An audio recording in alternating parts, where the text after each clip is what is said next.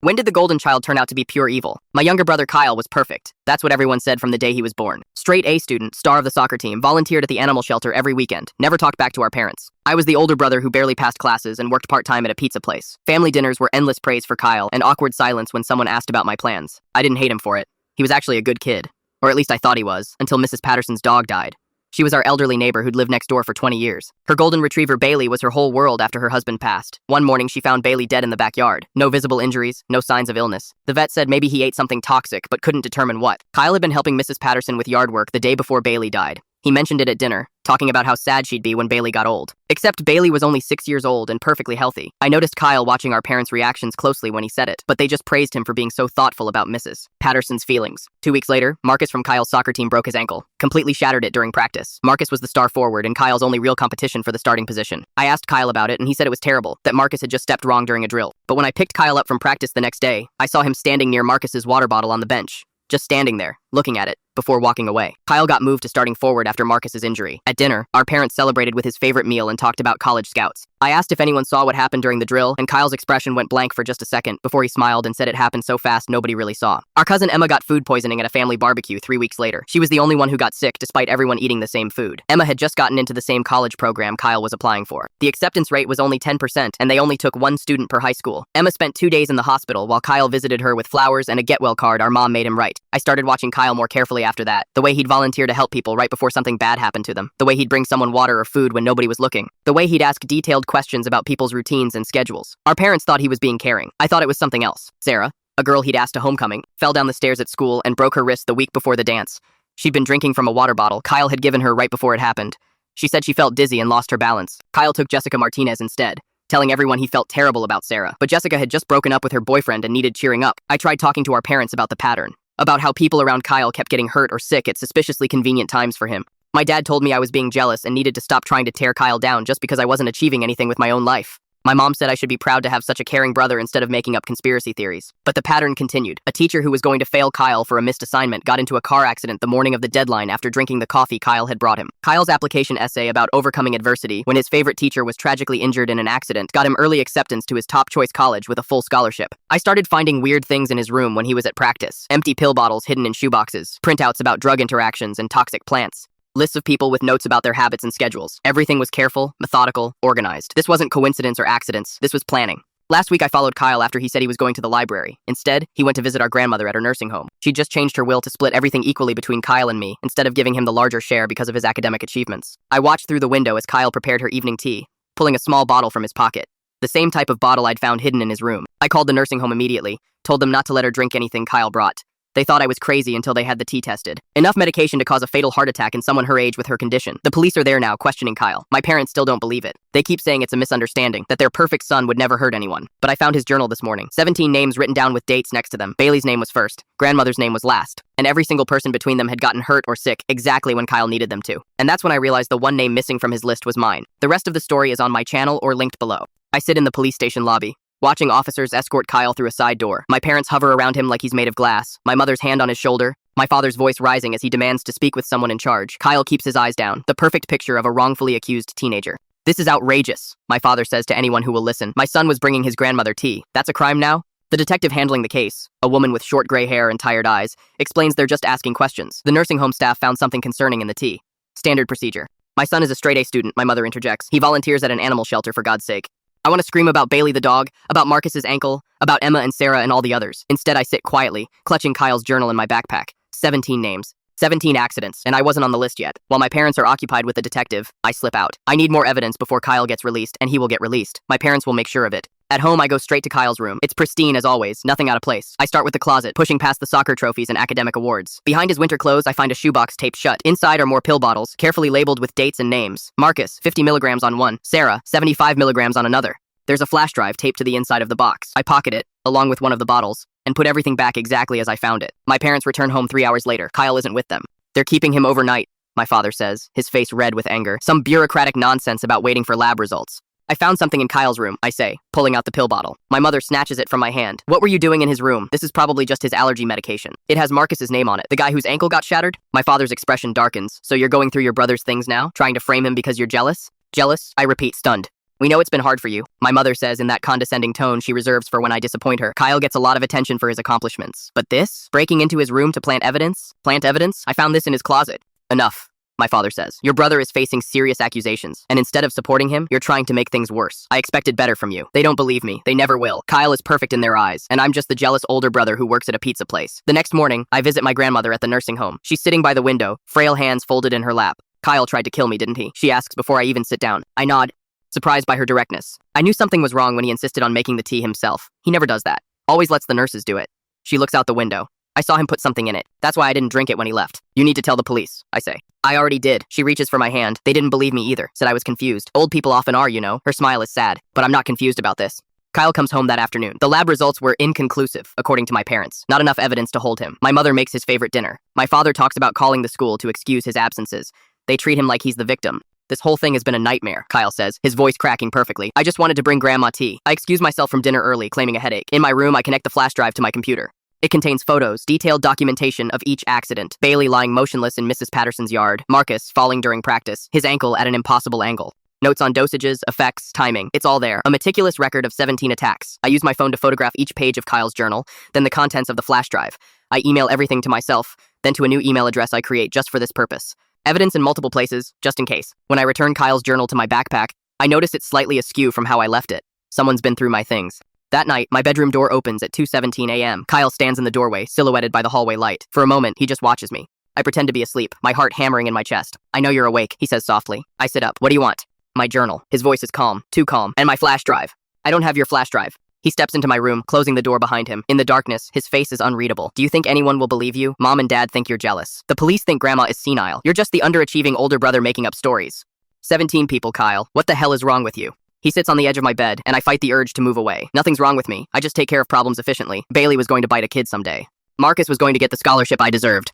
Emma was taking my spot in the program. He shrugs. I fix things. You hurt people. You killed a dog. And no one will ever believe you. His smile is gentle, the same one he uses when he's helping old ladies cross the street. I need my journal back, now. I reach into my backpack and hand it to him. He flips through it, checking that all pages are intact. If you ever tell anyone about this conversation, he says, still smiling, I'll make sure you have an accident too. Something tragic, maybe brake failure. Mom and Dad will be devastated, of course, but they'll still have their perfect son to comfort them. He stands and walks to the door. Sleep well, brother. After he leaves, I sit in the darkness for a long time. Then I get up and retrieve the small camera I bought months ago for a school project. I set it up on my bookshelf, angled to capture my entire room, and press record. If Kyle wants to make me victim number 18, he'll have to do it on camera. I wake up early the next morning, my body aching from a night of barely sleeping. Kyle's threat echoes in my head. Maybe brake failure. I glance at the camera I set up, its tiny red light confirming it's still recording. At least I'll have evidence if he tries anything in my room. My parents are already in the kitchen when I come downstairs. Mom's making Kyle's favorite breakfast, blueberry pancakes with whipped cream. Dad's reading the newspaper, occasionally glancing up to smile at Kyle, who sits at the table looking tired but innocent. Morning, I mutter, grabbing a glass of orange juice. You look terrible, my mother says, frowning at me. Did you sleep at all? Before I can answer, Kyle jumps in. He was up late. I heard him moving around when I went to the bathroom around 3 a.m. His voice is concerned, brotherly. Everything okay? I stare at him, at the perfect mask he wears. Fine, just couldn't sleep. Well, try to get some rest tonight, my father says without looking up from his paper. Kyle has his college interview tomorrow and we need to be supportive. Of course. Even after being arrested, Kyle's future remains the priority. I leave for work early, needing to escape the suffocating atmosphere of fake concern. The pizza place doesn't open until 11, but I tell my parents I need to help with prep. Really, I just need to think. In the parking lot, I sit in my car for a moment, collecting myself. When I turn the key, the engine starts normally. I back out slowly, checking my mirrors. Everything seems fine until I reach the main road and press the brake at a stop sign. The pedal goes straight to the floor. My heart slams against my ribs as the car rolls through the intersection. I pump the brake frantically, but there's nothing, no resistance, no slowing. I'm picking up speed on the downhill road, heading straight for a busy intersection. Instinct takes over. I downshift hard, feeling the engine protest as I yank the emergency brake. The car fishtails, tires screeching across the pavement. I wrench the wheel, guiding the skid toward an empty parking lot entrance. The car spins once before slamming into a concrete barrier. The airbag deploys, punching the air from my lungs. For a moment, all I can do is sit there, hands shaking on the wheel, tasting blood where I've bitten my lip. He actually did it. Kyle tried to kill me. The police arrived 20 minutes later, followed closely by my parents. An officer examines underneath my car while I sit on the curb, holding an ice pack to my bruised shoulder. Brake line's been cut, the officer announces, sliding out from under the vehicle. Clean cut too. Doesn't look like an accident. My father immediately puts his arm around me. Who would do such a thing? This is serious. Someone tried to hurt our son. I look at him in disbelief. It was Kyle. The sympathy vanishes from his face. For God's sake, not this again. He threatened me last night. He specifically mentioned brake failure. The officer looks between us, confusion evident. Is there something I should know? My mother steps in. Our younger son was falsely accused of something yesterday. His brother has been jealous for some time. I'm afraid he's trying to implicate Kyle in this accident too. That's not true, I protest. But I can see the officer's expression changing, becoming skeptical. Do you have any evidence that your brother tampered with your car? He asks. Check the security cameras in our neighborhood, I say desperately, or check for fingerprints under the car. The officer nods, making notes, but I can tell he's already dismissed my claims. We'll investigate, but honestly, these cases are difficult to prove without direct evidence. My father drives me home in silence. When we arrive, Kyle is waiting on the porch, his face a perfect mask of concern. Are you okay? He asks, rushing to help me out of the car. Mom called and told me what happened. I was so worried. I push his hands away. Don't touch me. Inside, my mother busies herself making tea while my father explains the situation to Kyle. I watch Kyle's face, the subtle shift in his eyes when he hears the brake line was cut, not surprise, but calculation. That's terrible, he says, shaking his head. Who would do something like that? Your brother seems to think it was you, my father says, his tone making it clear how ridiculous he finds the idea. Kyle's expression is a masterpiece of hurt confusion. Me? Why would I ever want to hurt you? He looks directly at me, his eyes wide and innocent. Only I can see the cold satisfaction behind them. You told me last night you'd make sure I had an accident. You specifically mentioned brake failure. What? When did I say that? I was in my room all night except for when I went to the bathroom. My mother sets down her teacup with a sharp clink. This has gone far enough. First you break into Kyle's room, then you accuse him of attempted murder? What's next? I have proof, I say, standing up despite the pain in my shoulder. I recorded our conversation last night. Kyle's face changes for just a second, a flicker of genuine concern before settling back into wounded innocence. I retrieve my phone and play the recording from last night. There's nothing but silence and occasional rustling. No conversation, no threat. I don't understand, I say, scrolling through my recordings. It was right here. My father sighs heavily. I think you need help, professional help. This jealousy has turned into something dangerous. I'm not jealous. He's hurting people. That night, I contact Marcus, finding him through social media. I explain everything, the journal, the pill bottles, Kyle's confession. To my surprise, he believes me immediately. I always thought it was weird, he says over the phone. 1 minute I was fine, the next my ankle just gave out. The doctors said the break was unusual, not typical for a sports injury. He puts me in touch with Emma and Sarah. Both have similar stories, sudden illness or accidents after interactions with Kyle. Emma remembers feeling dizzy immediately after Kyle handed her a drink at the barbecue. Sarah recalls Kyle offering to help her down the stairs just before she fell. We agree to meet the next day to compare notes and gather evidence. For the first time in days, I feel hopeful. Maybe with multiple victims coming forward, someone will finally believe me. I'm organizing my notes when Kyle appears in my doorway. Making friends with my projects? He asks, his voice soft but menacing. I freeze. How did you... Your password is pathetically easy to guess. I've been monitoring your emails, your calls. He steps into my room, closing the door behind him. It won't work, you know. They have no proof. Just like you have no proof. We'll see about that. His smile is chilling. I've been careful for years. Do you really think I'd let a bunch of losers ruin everything now? The next morning, I wake to shouting. My father stands in my doorway, his face purple with rage, holding a small bag of white powder. What is this? He demands, shaking it in my face. I don't know, I say, genuinely confused. Your mother found it in your desk drawer while looking for stamps. Is this why you've been acting so paranoid? Making up stories about your brother? I look past him to see Kyle in the hallway, watching with wide, concerned eyes. The realization hits me like a physical blow. Dad, Kyle planted that. I don't do drugs. Enough, my father's voice cracks like a whip. I want you out of this house, today.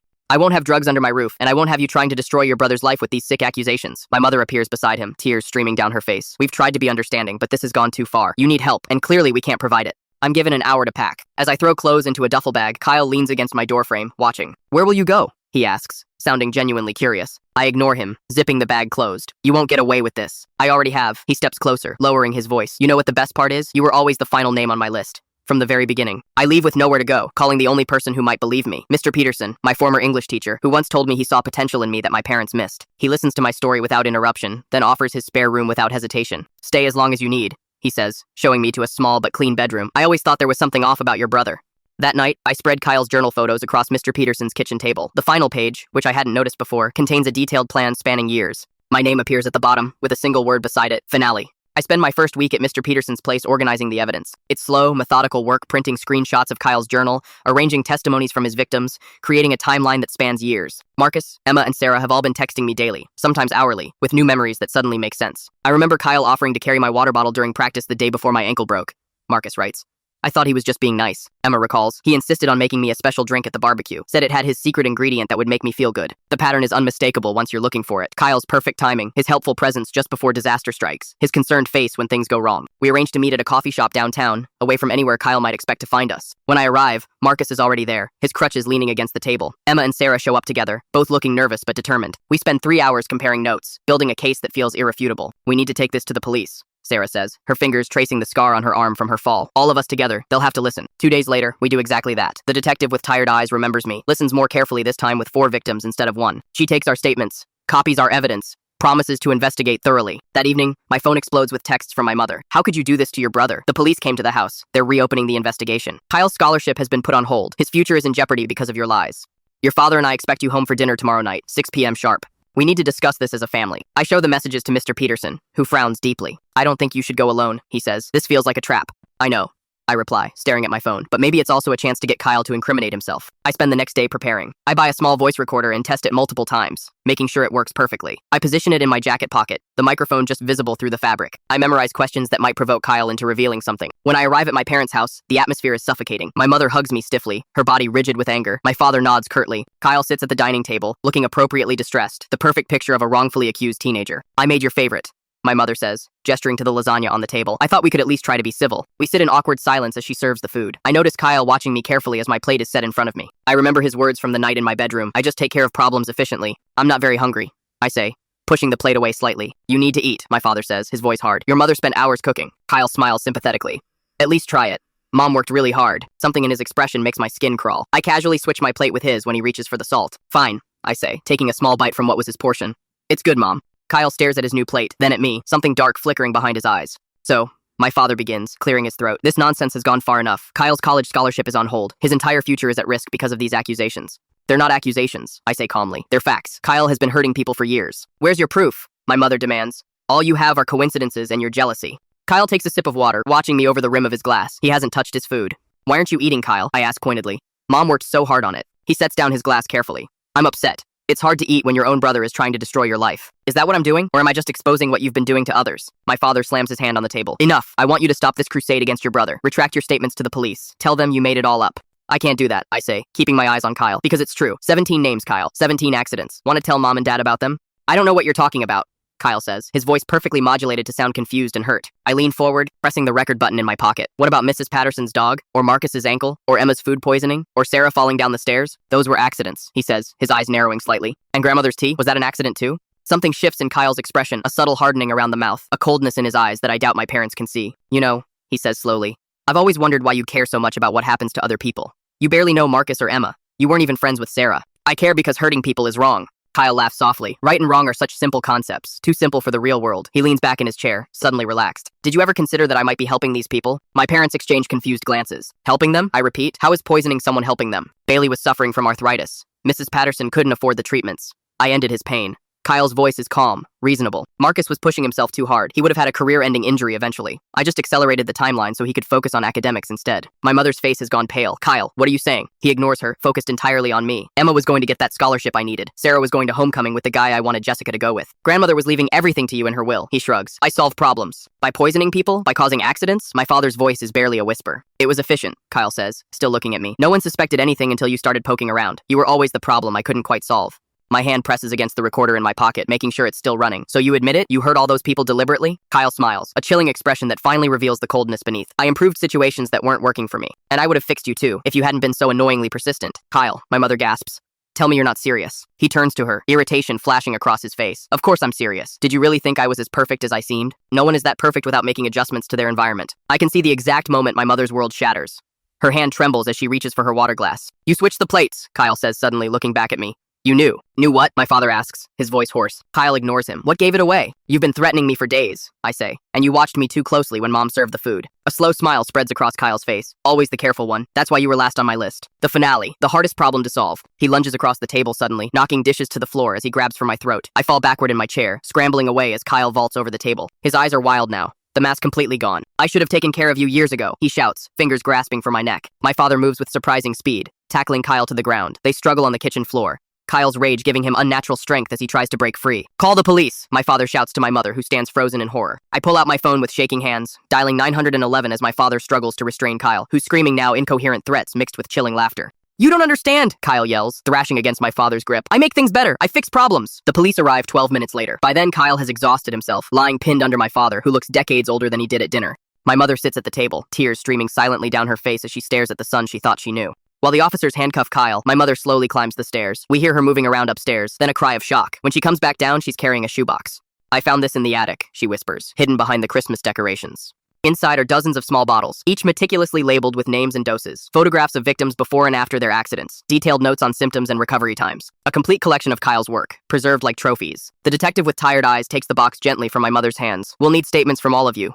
she says. As they lead Kyle to the police car, he looks back at me, his expression eerily calm again. You were always the interesting one, he says. The only real challenge. The psychological evaluation comes back 3 days later. Antisocial personality disorder with narcissistic features. Early signs dating back to elementary school. The evaluator notes that Kyle showed no remorse, only frustration at being caught. He viewed his actions as logical solutions to obstacles in his path. My parents sit across from me in Mr. Peterson's living room, both looking hollowed out by grief and shock. We should have seen it, my father says, his voice breaking. All those years, we thought we were raising the perfect son. We were blind, my mother whispers, and we were so unfair to you.